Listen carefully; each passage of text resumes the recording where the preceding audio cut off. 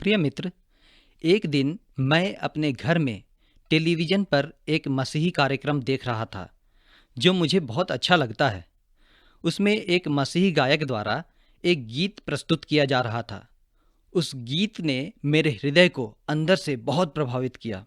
गीत के बोल कुछ इस प्रकार थे। तेरे पाप धुल सकेंगे आज ही मसीह के द्वारा, सिर्फ एक नज़र उठा के देख ले लहू की धारा। अब जब भी मैं इस गीत को सुनता हूँ या गुनगुनाता हूँ, मेरा हृदय परमेश्वर के अद्भुत प्रेम और आनंद से भर जाता है और पवित्र आत्मा मुझे प्रभु यीशु की ओर देखने के लिए प्रेरित करता है और यह प्रकट करता है कि मेरे सारे पाप यीशु के बहुमूल्य लहू के द्वारा धुल चुके हैं। अब मैं परमेश्वर की संतान बन चुका हूँ। मेरा जीवन बदल गया है।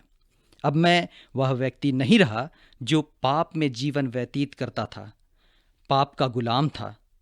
तब मुझे यह एहसास होने लगता है कि सचमुच परमेश्वर एक प्रेमी पिता है।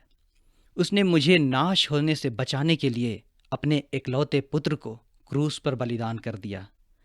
वह संसार के सब लोगों से प्रेम करता है और नहीं चाहता कि हम पाप में पड़े रहें और नाश हो जाएं।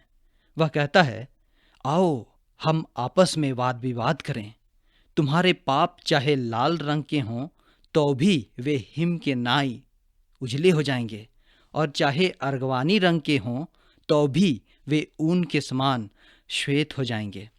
जी हाँ मेरे प्रिय मित्र, हमारे पाप चाहे कितने भी बड़े और गंभीर हों, परमेश्वर उन्हें क्षमा कर सकता है, उसे मिटा सकता है। आप चाहे जिस स्थिति में भी हैं, चाहे आपने कैसा भी पाप क्यों ना किया हो, कैसा भी गुनाह क्यों ना किया हो, परमेश्वर उनको मिटा सकता है और उनको हिम के समान श्वेत बना सकता है। हमारा प्रभु यीशु बड़ी सरलता से पहाड़ी उपदेश में बतलाता है कि यदि तेरी दाहिनी आंख तुझसे पाप करवाए तो उसे निकाल कर फेंक दे, क्योंकि तेरे लिए यही उत्तम है कि तेरे अंगों में से एक नाश हो, इसकी अपेक्षा कि तेरा सारा शरीर नरक में डाला जाए। यदि तेरा दाहिना हाथ तुझसे पाप करवाए तो उसे काट कर दूर फेंक दे, क्योंकि तेरे लिए यही उत्तम है कि तेरा एक अंग नाश हो जाए अपेक्षा इसके कि तेरा सारा शरीर नरक में डाला जाए। प्रिय मित्र, यहाँ यीशु के कहने का तात्पर्य यह नहीं कि हम अपने शरीर के अंगों को काट कर फेंक दें। जी नहीं, यीशु के कहने का तात्पर्य यह है कि हम अपने आप को नियंत्रण में रखने के लिए संघर्ष करें, अपने आप को अनुशासन में रखने की कोशिश करें। वह बतला रहा है कि यह काम आसान नहीं है, यह एक कठिन काम है। इसके लिए हमें अपने प्रति निष्ठुर होना होगा। मसीही जीवन एक संघर्ष का जीवन है।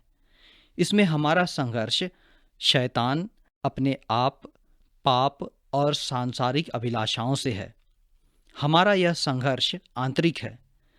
यीशु ने सबसे बड़ी समस्या की ओर इशारा किया है जो हमारे मन और हृदय में है। उसके कहने का मतलब है, जब हमारी इस समस्या की जड़ आंतरिक है, जो हमारी कल्पनाओं और इच्छाओं से उत्पन्न होती है, तो इसका हल भी आंतरिक ही होनी चाहिए।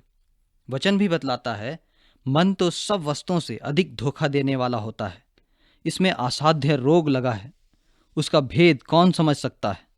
प्रभु यीशु हमें बतलाना चाहता है कि हमारा मन एक युद्ध का मैदान है, जहाँ बहुत सी कल्पनाएं और विचार आते हैं जो हमें पवित्रता के मार्ग से हटाकर वह विचार में गिराते हैं और परमेश्वर से दूर ले जाते हैं। इसलिए हमें अपने आँखों और शरीर के अंगों को पाप के लिए नहीं सौंपना है, परंतु परमेश्वर के कार्यों के लिए सौंपना है और उन पर काबू पाना है। हम यीशु मसीह के साथ चलना नहीं छोड़ें, उसके साथ आत्मिक मार्ग में चलना सीखें, ताकि वह हमें संघर्ष करना सिखाए और उन पर विजयी बनाए और सामर्थ्य दे कि हम उन पर विजयी हों। प्रिय मित्र, प्रभु यीशु मसीह हमें जयवंत से भी बढ़कर बनाना चाहता है।